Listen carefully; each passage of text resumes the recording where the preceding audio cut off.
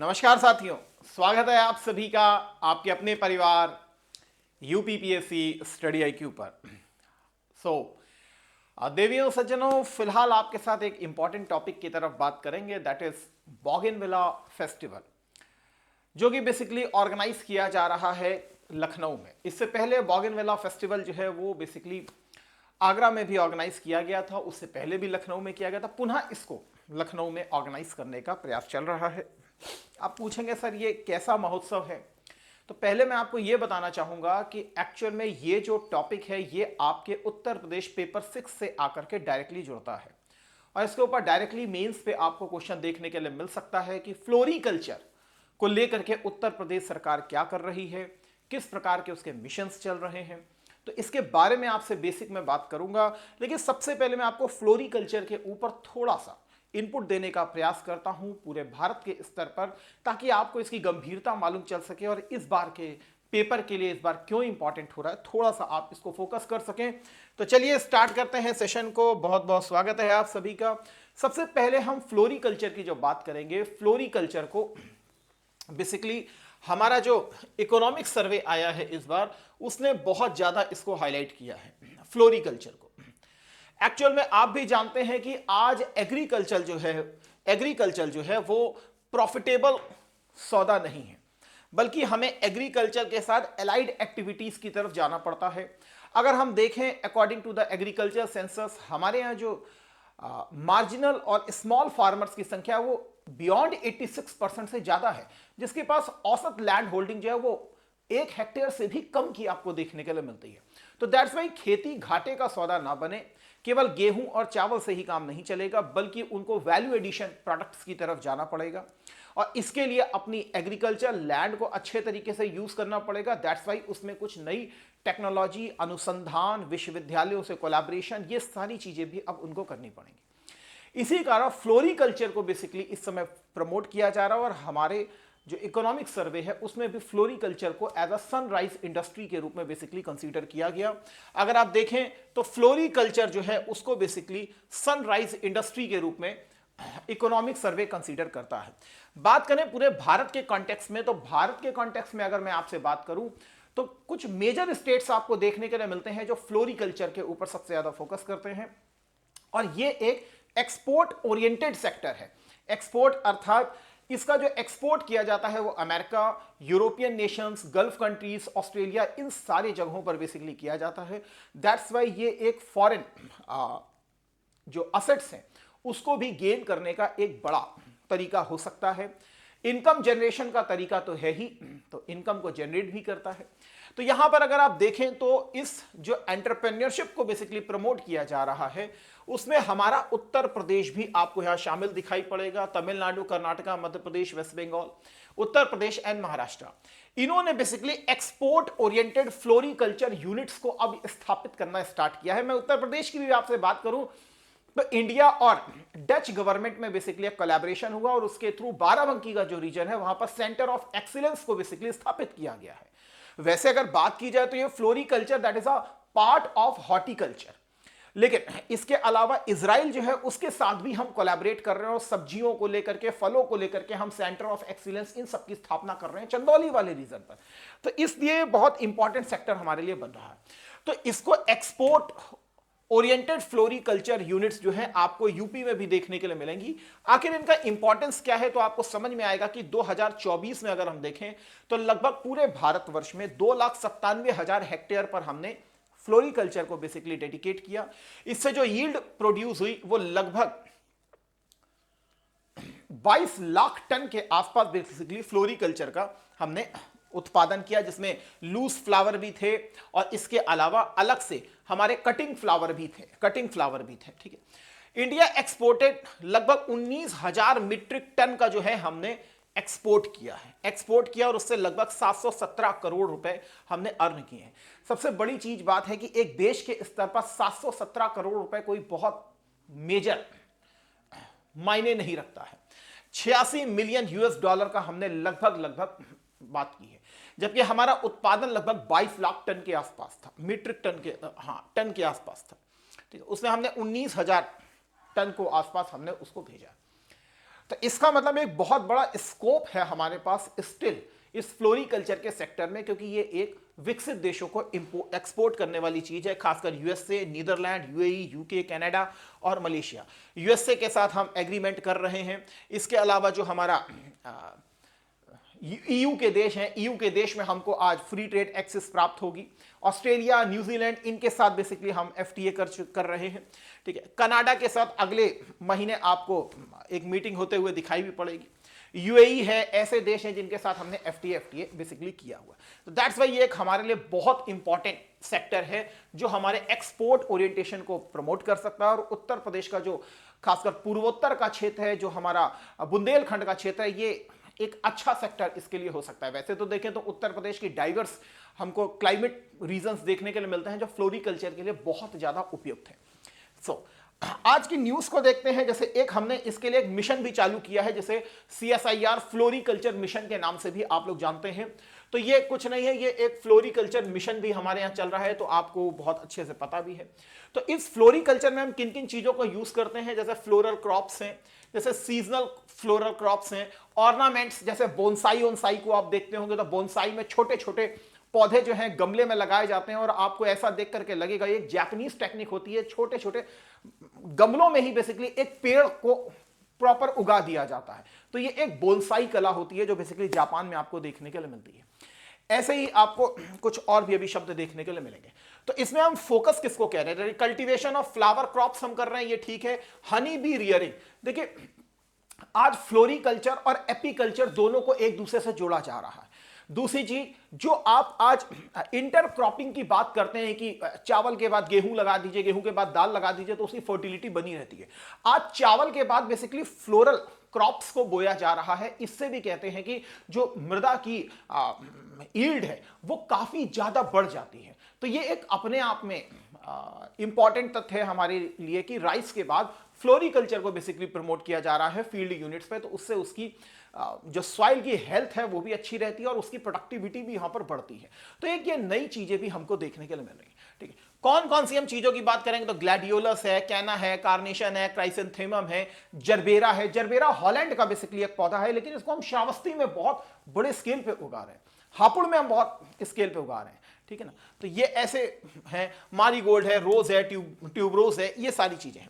इसके ऊपर सबसे ज्यादा फोकस जो कौन कर रहा है वो कर रहा है CSIR, और CSIR की ही बेसिकली यूनिट है आपकी ये NBRI लखनऊ। ये बेसिकली डेडिकेटली इस वर्क में लगे हुए हैं। ठीक है, फ्लोरिकल्चर के मार्केट को देखें तो 2018 में लगभग 57,000 करोड़ का मार्केट था और ये एक्सपेक्ट किया गया था कि लगभग 50,000 करोड़ का मार्केट ये 2024 तक बेसिकली क्रिएट हो जाएगा।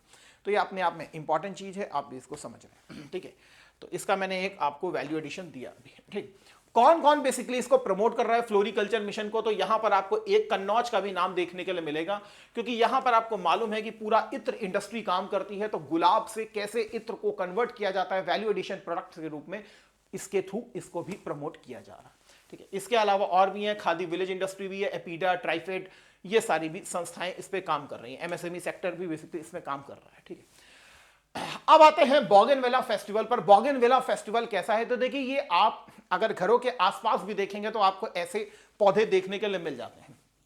ये एकदम बिल्कुल पतले पतले से पौधे होते हैं। अगर आप इनको देखें तो इनको झाड़ियों के रूप में भी बेसिकली आप यूज कर सकते हैं। अलग अलग तरीके के होते हैं। एक ही पौधे में ग्राफ्टिंग टेक्निक को यूज किया जाता है और ग्राफ्टिंग टेक्निक के से एक ही पेड़ में बेसिकली लाल कलर का पौधा भी लाल कलर के फूल भी निकलते हैं, हरे कलर के भी उसमें पत्ते वो हो जाते हैं फूल, पीले कलर के भी हमें देखने को मिलते हैं। तो ग्राफ्टिंग टेक्निक होती है, टिश्यू कल्चर का भी एक हमको देखने के लिए मिलता है। तो ये जो NBRI संस्था है, ये बेसिकली 14 से 15 मार्च को बोगनवेले फेस्टिवल को ऑर्गेनाइज कर रही है। देखिए जैसे जैसे अर्बनाइजेशन बढ़ रहा है वैसे वैसे जलवायु को और ज्यादा सही करने के लिए जरूरी है कि आपको लोकल लेवल स्तर पर भी बहुत बड़े स्तर पर प्रयास करने पड़ेंगे। और इसी को लेकर के बेसिकली यहां पर कुछ नाम दिए गए हैं जिसके बारे में मैं आपको बताऊंगा। जैसे यहां पर अगर आप देखें, अभी अंदर भी देखेंगे, डोंट वरी।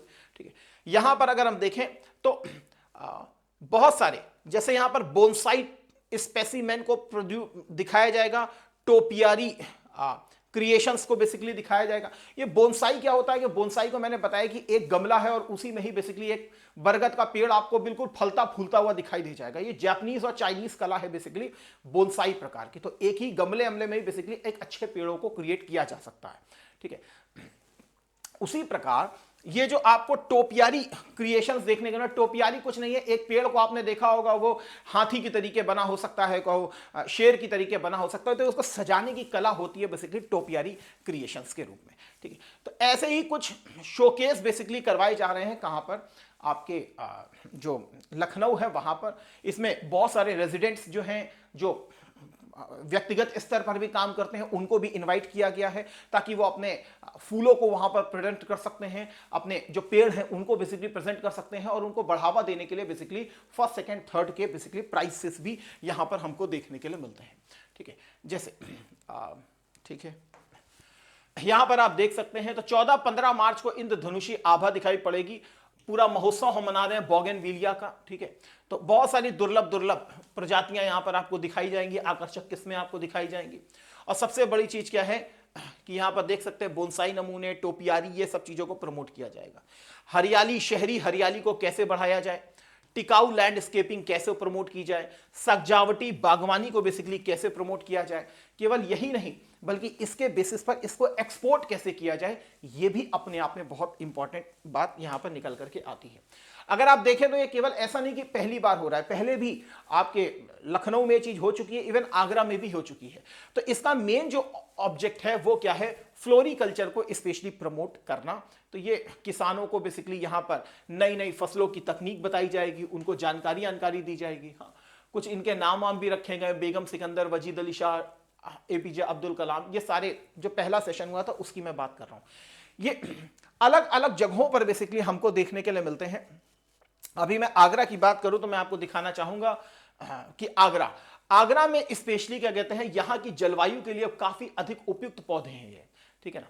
एक तो यहां पर लिखा है मल्टी ग्राफ्टेड पौधे। तो मल्टी ग्राफ्टेड का मतलब होता है कि एक ही पौधे में अलग अलग कलर के, थोड़ा सा उसमें मल्टी ग्राफ्टिंग की जाती है, तो उसके द्वारा उसमें हाइब्रिड पौधा हो जाता है। तो अलग अलग कलर के बेसिकली वो फूल वूल आपको दिखाने का प्रयास करता है। इससे काफ़ी ज़्यादा अच्छे होते हैं। कहते हैं कि इससे जो होता है प्रदूषण तो एक तरफ कम होता ही होता है, डिवाइडर साइड में भी बेसिकली इनको लगा सकते हैं, सार्वजनिक उद्यानों में लगा सकते हैं, पर्यावरणीय संतुलन बनाने में भी इनका एक अहम रोल होता है। आगरा को तो कहते हैं कि बेसिकली जो क्लब आगरा जिस इसको ऑर्गेनाइज करता है कि उसको बोगनविलिया सिटी घोषित कर देना चाहिए, ऐसा बेसिकली कहा भी जाता है, ठीक है, ऐसा बेसिकली कहा भी जाता है। अब मैं आपसे बेसिकली उत्तर प्रदेश की पुष्पीय कृषि के बारे में थोड़ा सा बात करता हूं कि फ्लोरल कल्चर अगर हम उत्तर प्रदेश में देखें तो उत्तर प्रदेश में स्पेशली जो आपका परंपरागत जो क्षेत्र है, जैसे आगरा का क्षेत्र हो गया, जैसे वाराणसी का क्षेत्र हो गया, जैसे लखनऊ का आपका क्षेत्र, लखनऊ हो गया आपका, प्रयागराज हो गया, ये सब एक ऐसे क्षेत्रों के रूप में हमें देखने, कानपुर हो गया, ठीक है, ये कुछ ऐसे क्षेत्रों के रूप में हमको देखने को मिलते हैं जहां परंपरागत रूप से फ्लोरिकल्चर को बेसिकली किया जाता है। बंथरा कहां पर पड़ता है, दैट इज लखनऊ में, और एक आपका पड़ता है कन्नौज में।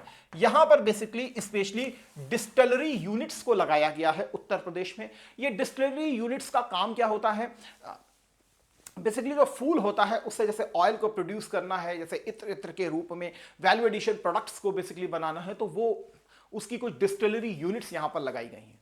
उससे क्या होता है कि फिर वो परफ्यूम इंडस्ट्री इन सब में बेसिकली यूज किए जा सकते हैं, ठीक है। तो यहां पर ये चीजें हमको स्पेशली देखने के लिए मिलती हैं। इसी प्रकार हमने इंडो डच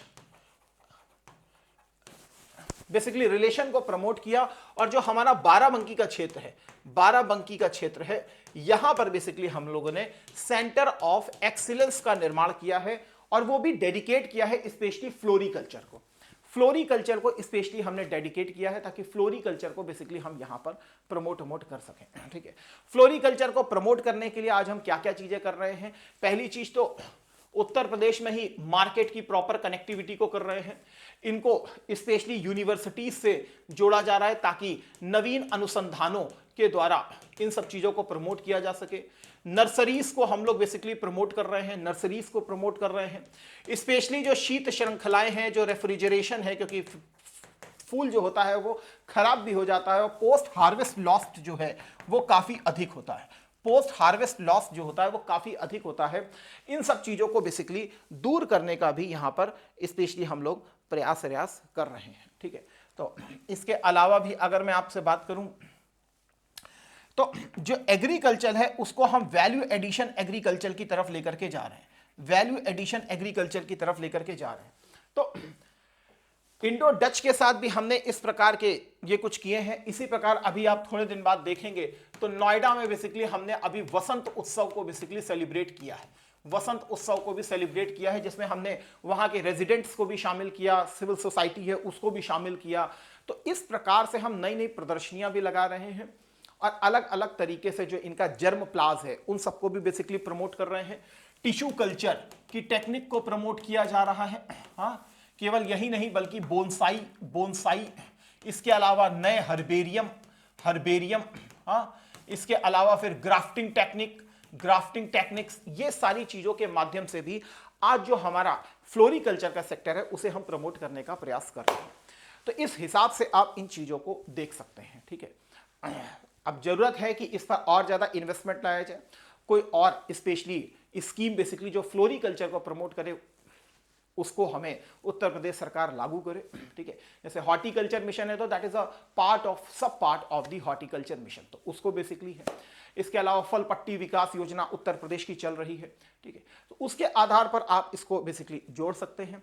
जितने भी धार्मिक सेक्टर है हमारे, वहां पर फूलों का बहुत बड़ा यूज होता है और वही मेजर आपको फूलों के सेंटर के रूप में देखने के लिए मिलते हैं। तो हमारा जो पूर्वांचल का क्षेत्र है इसको बेसिकली हम डेवलप कर सकते हैं, जो हमारे फ्लोरल कल्चर को बेसिकली यहां पर प्रमोट कर सकता है। तो इस आधार पर इन चीजों को आप सोच सकते हैं और अपने पूरे टॉपिक को यहां पर कनेक्ट कर सकते हैं। इसके अलावा मैं आपको ये बताना चाहूंगा, बेसिकली हमारा बैच चल रहा है इस समय आरंभ बैच चल रहा है। और आरंभ जो है वो एक फाउंडेशन का बैच होता है, आपको मालूम है, और ये फाउंडेशन का बैच स्पेशली डेडिकेट होता है कहां पे, प्रीलिम्स, मेंस और इंटरव्यू को लेकर के। तो इसी शब्दों के साथ आज के सेशन को फिर हम लोग यहीं पर समाप्त करेंगे। किसी प्रकार की कोई समस्या होती है तो 9936574950 पर आप मुझे पर्सनली व्हाट्सएप भी कर सकते हैं। Thank you so much.